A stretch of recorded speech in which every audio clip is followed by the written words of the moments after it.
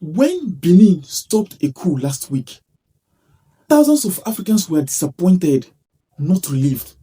Disappointed. Something is deeply broken with African democracy.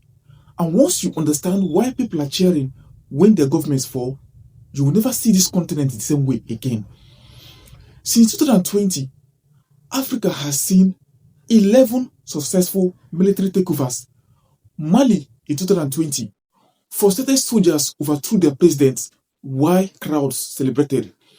Guinea in 2021, after the president changed the constitution just to cling to power, the military overthrew him.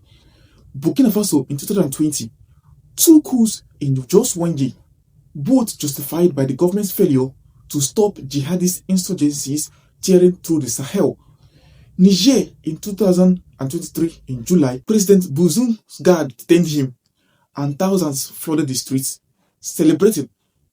Gabon in August 2023, military officers ended the Bongo family dynasty that had ruled for 56 years, and every single time, celebrations in the streets. But here's what the media failed to tell us about all this. Number one, people cheer because they don't see these democracies as real democracies, but as democratic theaters. Countries hold elections every certain years, but the same elites continue to rule. The ballots change, but the rulers don't. Number two, the poverty never ends. African nations are rich in gold, uranium, oil, diamonds, but the wealth flow out to Paris, to London, to Western corporations, and to African leaders, while the people live in poverty all their lives. Number three, the promises are always broken. Presidents will campaign on how they will change the country, but when they enter into power, nothing changes. They maintain the same colonial relationships, they become richer than they were, but people continue to live in poverty. But when the military takes over, the military always does something differently. They expel French military bases that have occupied their lands. They take control of gold, uranium mines that have been extracted by foreign companies for pennies. They form alliances with fellow African nations. Mali, Burkina Faso, and Niger created their AES Confederation, Alliance of Sahel States. They do what elected leaders refuse to do. These are the reasons why people celebrate. Not because they love the military rule, but because these fake democracies have oppressed the African people even far more than the military rule. This brings us back to Benin. On December 7th, they arrested soldiers for plotting another coup against President Patrice Talon, and the coup failed. But the frustration is spreading because Benin citizens are watching. They see their neighbors in Mali take control of their gold.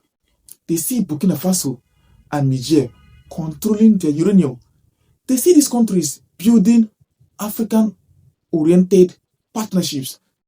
And when they look at their own democratic government, in quotes, maintaining colonial relationships while poverty stays high and resources keep flowing out, the resentment isn't going anywhere.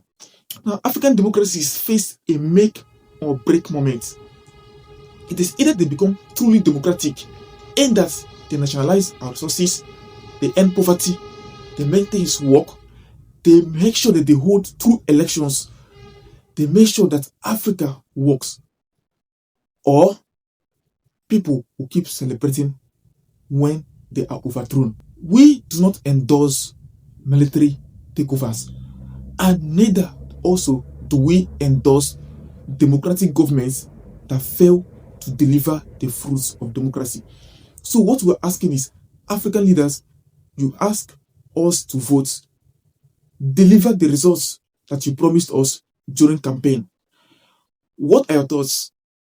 Share this video to those who have to do something about all this. Share, subscribe, follow, and let's know your comments. Let's hear from you right here in the comments.